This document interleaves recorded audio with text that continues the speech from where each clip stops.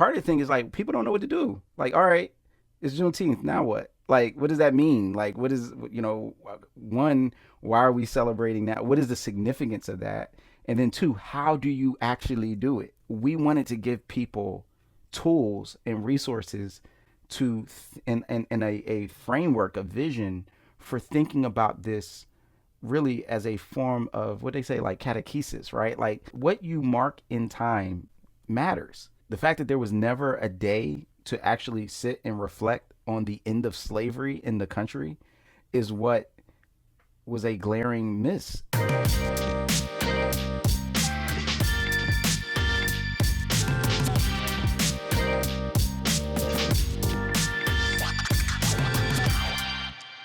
What's up, everyone? Lisa Fields here, and I'm so excited about our new curriculum, Courageous Conversations. You heard about our popular conference, Courageous Conversations, where we invite the leading pastors, thought leaders, and scholars from conservative and progressive backgrounds for conversations. But we not only want to have those conversations on stage at the conference, but we want you to have them in your everyday life.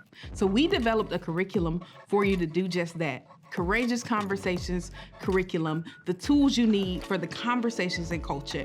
You can get that today on Amazon or on our website at jude3project.org.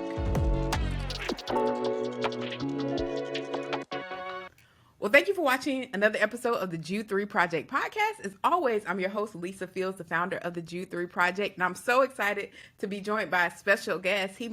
It should just be a co-host. He's been on here several times, a part of our conferences. I mean, Rasool is an unofficial co-laborer with Jude 3 Project. So I'm so thankful to have you here. I accept that. Rasool, tell our audience who haven't seen you, we released the conversation we had for the Pastors Conference on the podcast a few weeks ago. So y'all have heard Rasool just a few weeks ago if y'all tracking with the podcast regularly. But if they missed it, just tell them a little bit about who you are. Sure. And it's just an honor for me to be here. Thank you for having me once again. So Rasool Berry was born and raised in Philly, but have lived for the last 7 years in Brooklyn, New York, where I serve in two different roles. I wear a lot of different hats. One, I'm the teaching pastor at the Bridge Church in Brooklyn. So Brooklyn's in the house. And I also work with Our Daily Bread Ministries, where I am a content developer and also work with partnerships, developing partnerships with Black churches, ministries, folks like, and really Jude 3 was like, when I took on that role last year, Lisa, you were like the first person I called. I was, even before I did, I was like, yo, this would be an amazing partnership. And so it's been so cool to see that partnership develop with real content, real things that we've done together. I got my, Bisrat, you know what I mean? Here. And now I meant to bring out mine out, but I'm glad you got yours. Yes, I got mine right here. So yeah, that's a little bit about me. My major was Africana Studies in college, and so I have a podcast called Where You're From, where we really talk to leaders at the intersection of faith and culture and really get their origin stories. Lisa was my first guest on the podcast. So yeah, that's a lot about what I do and why I'm excited to talk about this newest project that we embarked on together. Yes. Our Daily Bread has been a fantastic partner. I mean, I think this is the most that we've done with a singular partner since Jude 3 existence, that we worked this closely together with. And the partnership really formed. We announced the partnership at Courageous Conversations last year. And I mean, I am amazed at how it's blossomed, what we've been able to do together and what we will be able to do in the future. And so this was all really, like Rasool said, this was his doing. I'm so thankful for him remembering me when he took on this role and really being adamant, even in times where I was just like overwhelmed with so many things, but just making sure he kept this before me. to really prioritize. So I'm thankful for you, Rasool, because you've done exceedingly abundantly as it relates to your work in this partnership. So you really carried it. So I thank you. You're more than welcome. You're more than welcome, sis, and I'm grateful. That was a very polite way of saying, and you kept nagging me until I said yes. No, it wasn't. That was very gracious. It was like,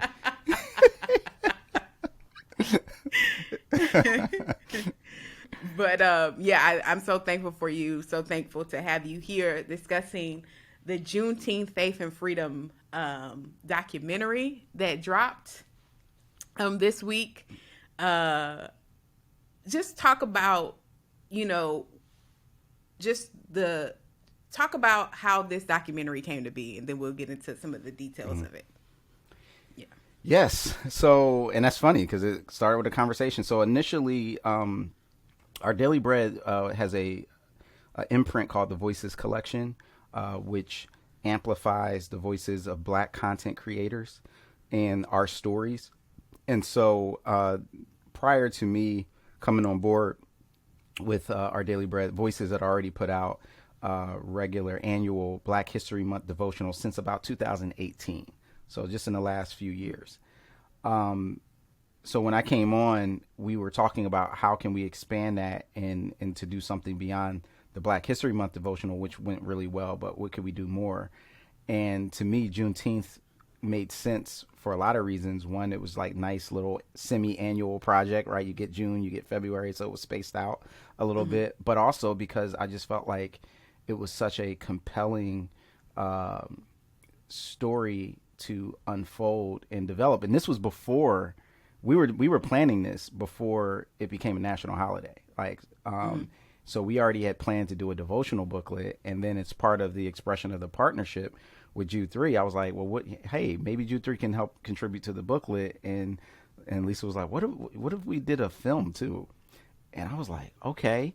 So then I, kind of incorporated that. And, before I knew it, a few months later, had a film proposal and it got accepted and we were on to the races. And I think specifically the reason why that was important is I think for a lot of us, like I'm from Philly, I mentioned earlier, like Pennsylvania, Northeast, our story of emancipation is very different. The Gradual Abolition Act of 1780 is when slavery became essentially or gradually illegal in the U.S. In Pennsylvania. And so I didn't really grow up knowing about Juneteenth because that was a particular story of, the Civil War and all that. And so when I kind of started to dig into it, it was really amazing to me to see what the story was, but then also the faith component of the story from the very beginning. And that really started when I found out that one of the early names, because they called it Emancipation Day, Freedom Day, one of them was Jubilee Day. Mm-hmm. And I was like, wow, Jubilee Day. And so that's when I said I got to dig more into this and get really the story firsthand. And what would it look like if we went to Galveston, Texas, where the whole story started, and just went there and got the story from firsthand from people whose descendants or whose ancestors they are descended from. And so that was the vision of the story. And then it just kept growing from there.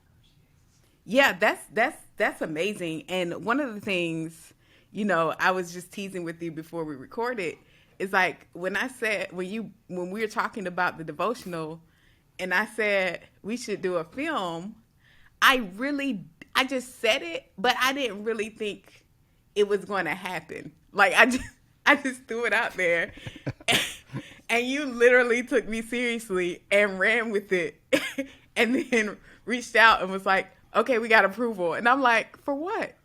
Like the film.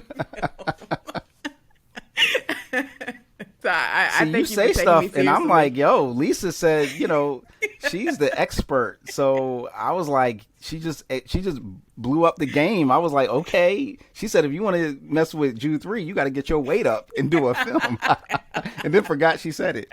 But hey, maybe flesh and blood didn't reveal that to you, but the Lord. But regardless, it was the right call. It was a great idea, and I'm glad that we went ahead and went through with it. Yeah. I don't want to assume that our listeners know about Juneteenth. Just tell our Sure. audience the significance of Juneteenth. Yes, absolutely. So, essentially, most of us grew to believe or were taught in some way that if we were to say, when did slavery end in the United States?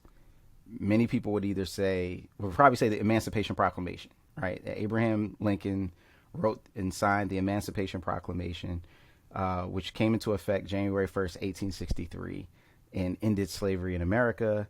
And then the Civil War was over, and then everybody was free. But that was never fully the truth, like the accurate story. It just is kind of this version that many of us understood. So essentially what happens, because people forget, the Emancipation Proclamation is written and conceived of during the Civil War. So already the Confederacy had broke off from the U.S. Ostensibly, no matter how people try to argue, it was about slavery. Like if you look at the documents of secession that each of the states wrote, that it's clear that they have a beef with thinking they have a divine right to own black people. And so that's why they are fighting for their right, for, the state's rights to own slaves. So anyhow, so with that, the reason why that's important is because that move in that war means that at the time of the start of the war, Lincoln was not, the Civil War was not fought over like Lincoln's like, y'all got to end slavery. It was actually fought because the South, then the Confederacy, seceded from the Union over the issue of slavery, and in the Union, like, you can't just do that. And so, but in the midst of all this carnage and death, there does become a point of moral clarity where Lincoln recognizes, for both strategic and philosophical reasons, that he has to be more clear and definitive of basically saying slavery is over. And so he writes the Emancipation Proclamation, which only emancipates or declares the emancipation of enslaved people of the Confederacy. So there were states that were slaveholding states like Kentucky or Delaware that did not join the Confederacy. And so the Emancipation Proclamation was not meant to free them, like, because they weren't in rebellion. It was only for the states who were in rebellion.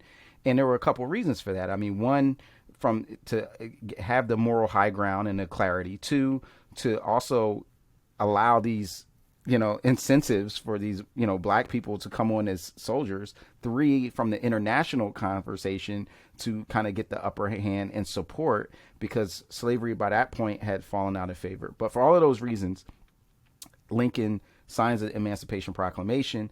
But again, it's January 1st, 1863. It's not like the states in the Confederacy, slave owners in Alabama, are like, oh, dag, because he signed it, now I got to let y'all go. It was like, no. So many of them, what they did, because they were fearing the North and the fact that they were in the war up along the eastern seaboard especially, they migrated to go as far away as they could get from the Union, which at that point would have been Texas. And so a lot of slave owners ended up forcefully migrating their enslaved people to Texas, as well as, of course, the people in Texas, which were very much, they had just actually fought a war against Mexico, in part because they wanted to stay a slaveholding entity, and Mexico was moving toward emancipation as their kind of basic principle. And so all that means is that the refusal of those in the Confederacy to let go slaves because the Emancipation Proclamation was signed meant that it had to be enforced. And so that enforcement happens when the Union continues to win and take, land and emancipate. They become a freedom force. And but the furthest outpost of that journey, is Texas, where there was still a war fought.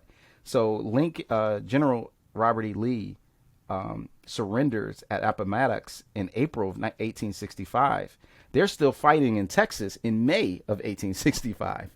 And then General Granger comes from the Union forces with a battalion of colored troops, as they call them, and they basically come to Galveston, which was the major port in the biggest city in Texas at the time to say, it's over. Y'all got to let these folks go. And they had the ability to enforce that. And that happened on June 19th, 1865, when they arrived in Galveston. And there was great rejoicing because now all of a sudden there were these troops that was basically a freedom force allowing their liberation. And that happened 2.5 years after the Emancipation Proclamation was signed. And I love, one of the things I love about that was said in the documentary was, I can't remember who said it, but I think it's Carrie, what's his name? Lattimore? Lattimore, yeah. Carrie Lattimore. And Dr. Lattimore was saying, he was like, they've been enslaved their whole life. They've never seen black people in authority. And then they see these black soldiers coming to liberate them. Like, what a sight to not see yourself represented as a leader or anything other than a slave. And then a troop of black soldiers come to say, you're free now. Like, that is such a powerful image. One that I'm Yes. fighting to get illustrated somewhere. So if y'all are a dope illustrator that's watching this, please get that animation to us ASAP, because that is amazing. Yeah, no, that was definitely powerful, and that was where going there and learning some of the details. So y'all, just to give you a picture, because this was the picture that Dr. Lattimore painted for us that was like, wow. Because I didn't know what the population of Galveston was. So he's like, the population of Galveston was at most 10,000 people.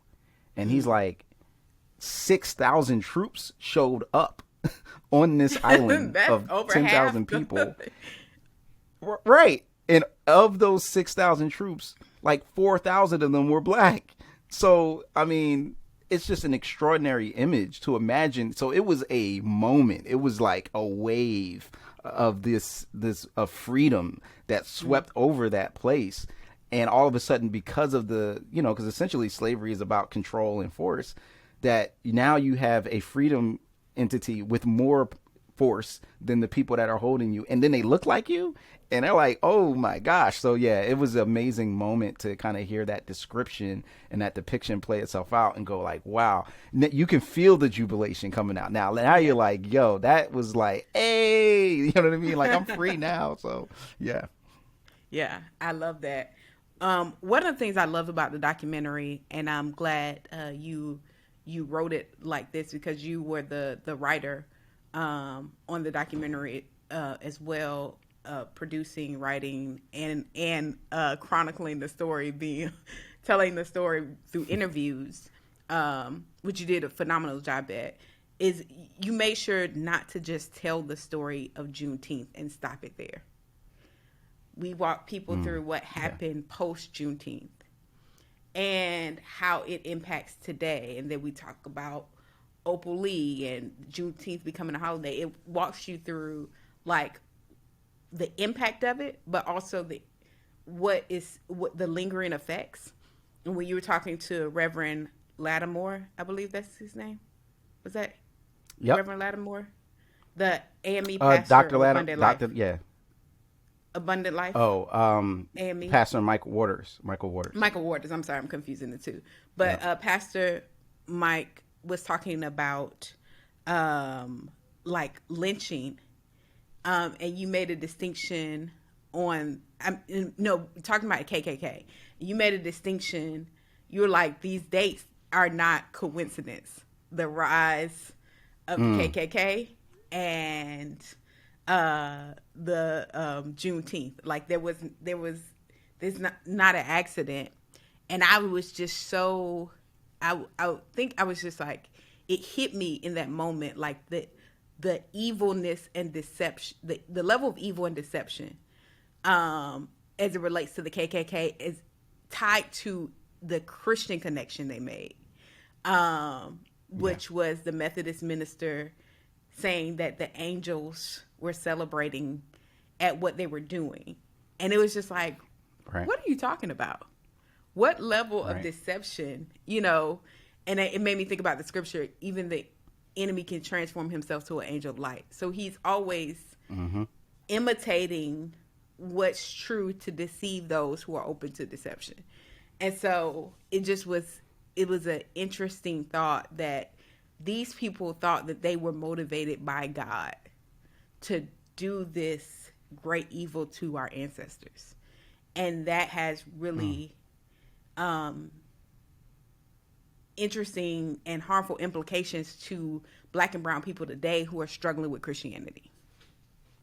Yeah, no, that definitely, was a thread that wove itself throughout. Let me tell you, we this didn't make the film because we got there in February.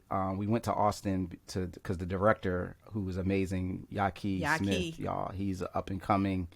Yeah, dude, he's incredible. But he teaches out there. So we met in February. And so I found out that there's a monument, a brand new kind of, it's called Emancipation Monument, I think, that's right there at the Capitol.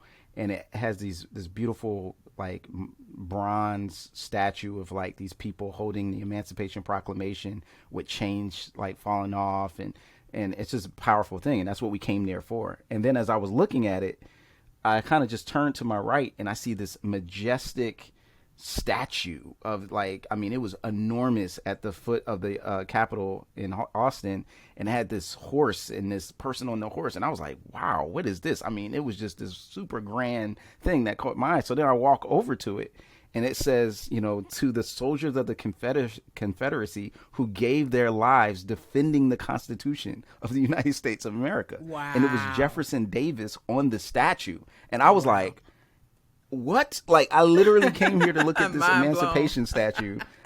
I'm looking at this big grand thing, and it's like Jefferson Davis, and it's like giving him a shout out for defending the Constitution. And I was like, this is wild. I can't believe it. So then I was like, oh gosh, I gotta wait, hold on. So then I gotta shake that off, and I see another statue like closer to the Capitol building that also has like, it looks interesting, different colored. It also has somebody on a horse. So I'm like, all right, let me go check this out, see what this story is. Let me not get stuck here on Jefferson Davis. Look at the other one. It's another monument to Confederate troops, but this one using explicit like Christian language about them serving their sacred duty and the divine. And I was like, so wait, in this same space, I have the Emancipation Monument, which is all the way at the bottom of the hill. You got the in the two major ones. And then I was like, man, it's just embedded and literally chiseled in granite and marble are these lies and these deceptions. And I think it's a reflection of how these stories are so chiseled in the heart of the country and the mythology of the country. And that mythology is one in which you talk about deception. And I think that's such an important, word, because the reality is that the people could be self-deceived. Sometimes people just use the powerful language of the Bible and the scriptures to justify themselves. So it's not like, not everybody is like, yo, I really believe this. They just like, it's convenient, right? To talk about it in that way. Some probably do have, they've been raised to believe that, and they do. And yet at the same time, what you find, for as ugly and as dark as that is, what you find is the contrast to that these folks who were in bondage and who were subjected to this inhumanity and to this injustice are actually also leaning on this faith and this and praying to the God, the same who by name their oppressors are calling on, but they're calling on this God and knowing and critiquing the point of view, or at least the language, or at least the mythology that they're being kind of challenged to accept.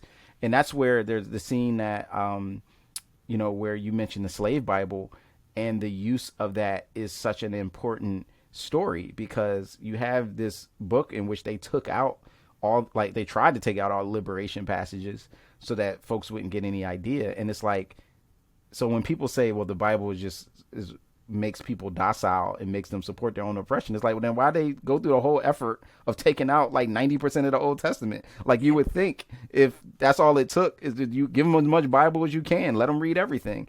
But it didn't, because, and it's obvious and it's clear, you know what I mean, from them calling Harriet Tubman Moses to, what, Frederick Douglass writes and others. And so, but the point is, it's one thing learning about that in history and talking about it in abstraction.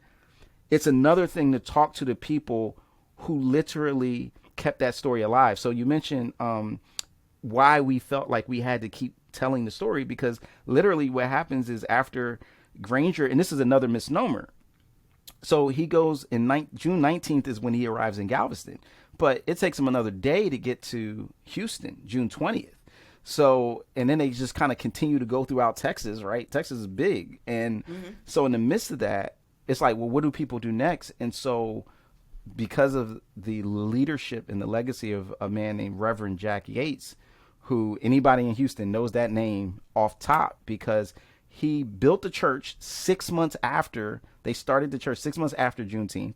So January 1st, 1867, and then, 1866. And then they get to work with building schools, economic empowerment opportunities. He gets together other people to buy Emancipation Park, which still stands right there to this day, is this place where black people can kind of come together, and they have a museum and they have a whole center, a rec center now. And all of that stuff happens as a result of him learning how to read the scripture. Ironically, when he was enslaved, he was playmates with the master's son, and they would play games. And one of the games they played is like, let's play school. And so they would teach each other how to read. And so he starts to fall in love with the scriptures as a result of learning how to read. And it opens up his mind to freedom. And he says, this is the way that we have to empower our people.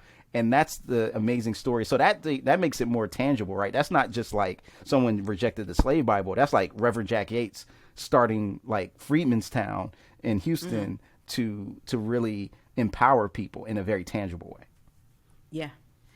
And I love that we got to highlight contributions of the Black church, because as we've heard several times, there's this narrative that the Black church was harmful to the community, to the Black community, and are the source of our problems. And that the fact that we're worshiping this white Jesus, which was also touched on. I don't want to give too much of the documentary away, but I want to kind of do broad strokes about like the church.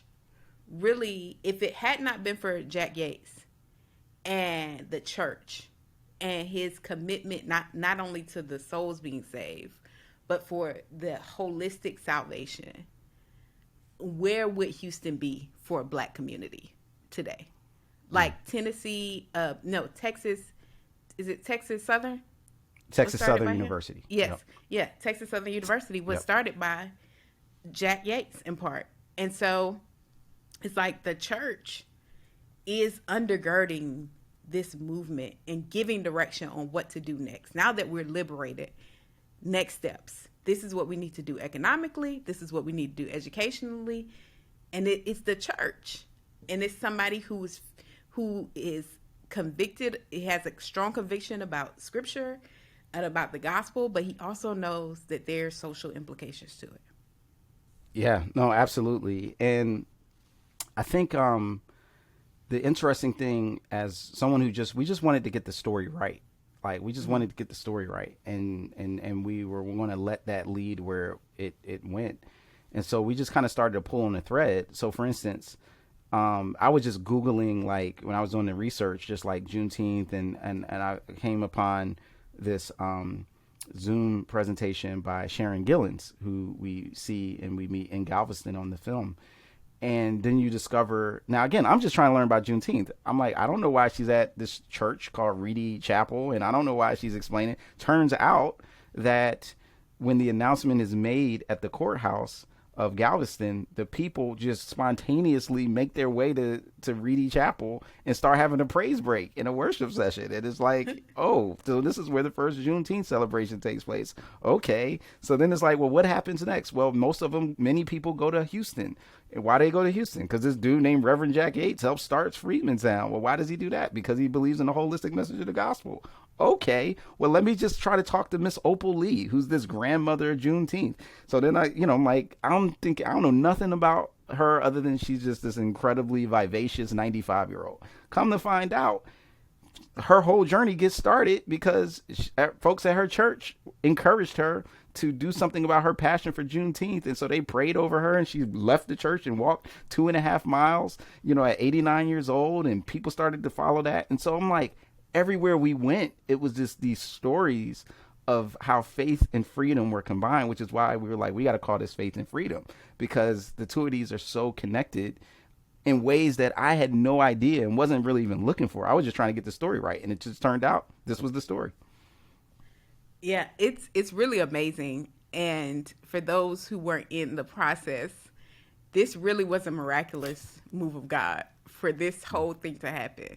I mean, I don't even know when I said we should do a documentary, but it was not even a year that we No. we didn't. It was like, I don't know. Was that January when I said It was like, nah. It was like August, September. It was right before Courageous Conversations, because I remember we were putting together the proposal, and so I ended up putting it there. But and then it just didn't do anything because we were working on other stuff, the podcast and stuff like that, for a couple months. So it wasn't until, like, put it this way, y'all, it wasn't until December, right before Christmas break, that it was like, okay, we got the green light to do it. So literally starting in January, the first, second week of January is when we started to run on this, get a director in February, start shooting in March, editing in April and May, put it out the first week in June. And the crazy thing about this, I remember when I was on set in Houston, and Yaki, the director who did a phenomenal job, shout out to Yaki, he was like, they're editing as, like, they're already editing it, like, while we're on set. And I'm like, oh, wow. Like, it was like, yeah, we got to get this out. And I'm thinking, this is going to be a very fast turnaround. Like, we just shot this in March, literally. And it is June, and it's out. And it is a stellar production. Like, this isn't in, like, no skimp on quality. And it's just, it was the hand of God. Like, how all this. Amen. Every time you called me and was like, I don't know if we're going to be able to get this person, it all came together. Like, I remember when you were able to confirm Opal. And it was just like, you were so excited. And honestly, I didn't really know who she was yet. So I couldn't be as excited. You were telling me who she was, but it didn't register until I saw her tell her story. And I was like, now it all made sense. And so it's like, it's just amazing when I'm looking at it. I looked at it again last night, and I was just like, wow, God, this is like your hand. Like, could not have imagined that it would come out this great. Yeah, no, I completely, I see the same thing. I mean, just living it. And I mean, and all the different pieces kind of come together. And I want to say this because I just think it's important, right? Like, the fact that part of the thing is, like, people don't know what to do. Like, all right, it's Juneteenth. Now what? Like, what does that mean? Like, what is, one, why are we celebrating that? What is the significance of that? And then two, how do you actually do it? Because now those in Texas, they got a head start. They because they started it. So, like, barbecue, red pop, red soda, you know what I mean? The whole, they do things. But for many of us outside of that context, we wanted to give people tools and resources to and a framework, a vision for thinking about this really as a form of what they say, like catechesis, right? Like what we do with our time. Like, the more you start learning about church history and just the calendar, we just take calendar dates for assumption. Like, we just kind of take it for granted. But what you mark in time matters. So the fact that July 4th is such a big deal is like, yes, it's our country's birthday, the Declaration of Independence. Like, this is what that means, right?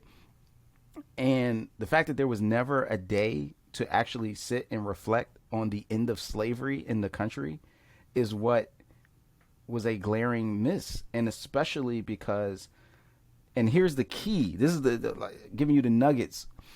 The key and the reason why we didn't stop on the day of June 8, 19th, 1865 is because the story and the struggle of freedom continued, as evidenced by the fact that they had to be told 2.5 years later and had to be enforced 2.5 years later. So that same resistance to their freedom that caused that extra 900 days of enslavement did not end when that particular moment happens. It continues on for the next century and a half. And so we get the opportunity to reflect on that. We get the opportunity to think about the implications today in the midst of racial injustices that still occur, and actually think about what we should do about it in the moment. And so that's an important first step. But then the other piece is to recognize that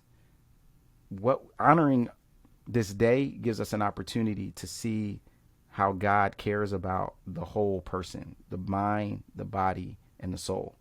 And Juneteenth is a reflection of that. And that's what we think is such an important, why it's so important for us to take advantage of this opportunity to really help encourage and equip the body of Christ and the world with how to think about this day and how to celebrate it. So watch a film, have conversations about the good and the bad, the painful and the sad, as well as the joyful and the exuberant. Like, have those conversations. Talk about what you didn't know.